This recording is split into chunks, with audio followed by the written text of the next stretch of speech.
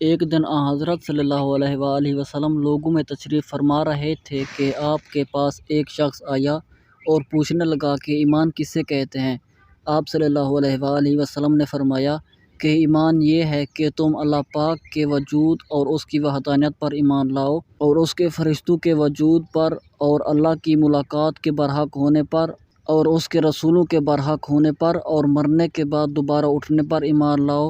پھر اس نے پوچھا کہ اسلام کیا ہے؟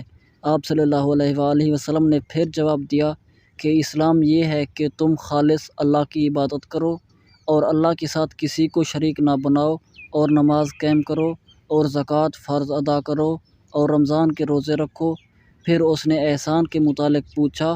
آپ صلی اللہ علیہ وآلہ وسلم نے فرمایا، احسان یہ ہے کہ تم اللہ کی عبادت اس طرح کرو گویا تم اسے دیکھ رہے ہو۔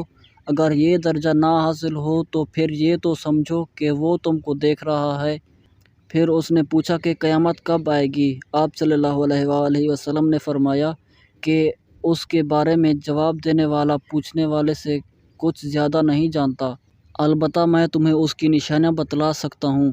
وہ یہ ہیں کہ جب لونڈی اپنے آقا کو جنے گی، اور جب سیاہ اونٹوں کے چراغے والے دیہاتی لوگ ترقی کرتے کرتے مکانات کی تعمیر میں ایک دوسرے سے بازی لے جانے کی کوشش کریں گے۔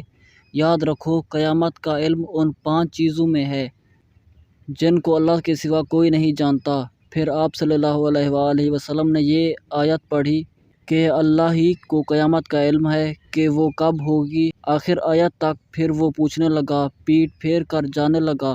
آپ نے فرمایا کہ اسے واپس بلا کر لاؤ۔ لوگ دوڑ پڑے مگر وہ کہیں نظر نہیں آیا۔ آپ صلی اللہ علیہ وآلہ وسلم نے فرمایا کہ وہ جبرائیل علیہ السلام تھے جو لوگوں کو ان کا دین سکھانے آئے تھے۔